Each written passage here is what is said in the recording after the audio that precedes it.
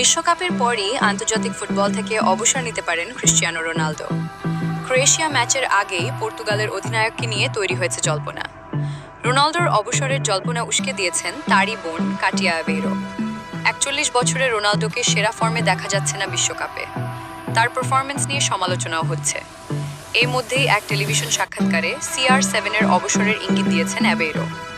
পর্তুগালের স্পোর্ট টিভিকে তিনি বলেছেন, যতদিন সম্ভব উপভোগ করুক, এই অধ্যায়টা তাড়াতাড়ি শেষ হয়ে যেতে পারে।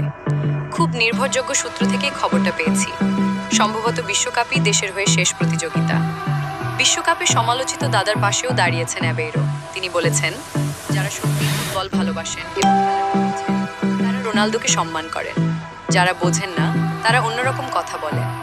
২০ বছরের বেশি সময় ধরে দাপুটের সংকটের সঙ্গে ফুটবল খেলছে, গোটা বিশ্বে খেলছে। আমাদের পরিবার কোনো অবস্থায় ছিল আর এখন কোথায় পৌঁছেছে আপনারাই দেখুন। আমাদের ছোটবেলায় মা অনেক কষ্ট করেছেন। কয়েকজনের সমালোচনা আমাদের খুশি কখনো কেড়ে নিতে পারবে না। খ্যাতনামী দাদাকে নিয়ে অ্যাভেইরো আরও বলেছেন, আমাদের জীবনের গত ২ দশকেরও বেশি সময়ের স্মৃতিগুলো সবচেয়ে মূল্যবান। আমি ভীষণ গর্বিত। কাতার বিশ্বকাপেও ছিলাম, এবারও আছি। আমাদের পরিবারের জন্য দারুণ গর্বের। আমার বিশ্বাস শেষ পর্যন্ত আমাদের মুখে হাসি থাকবে। রোনাল্ডো নিজের দক্ষতায় আস্থা রাখে, বরং আমরাই বেশি চিন্তা করি। ওর মধ্যে সব সময় আত্মবিশ্বাস এবং ইতিবাচক মানসিকতা দেখি।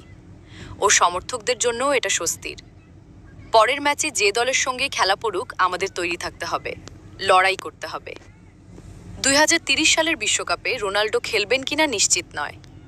পর্তুগাল কোচ রবার্টো মার্টিনেজ বলেছেন, রোনাল্ডো চাইলে খেলতেই পারেন। যদিও ৪৫ বছর বয়সে তার খেলা নিয়ে সন্দিহান পর্তুগালের ফুটবল কর্তারা। ভিডিওটি যদি আপনার ভালো লেগে থাকে তাহলে অবশ্যই একটি লাইক দিন, আপনার মূল্যবান মতামত কমেন্টে জানান এবং ভিডিওটি বন্ধুদের সঙ্গে শেয়ার করুন।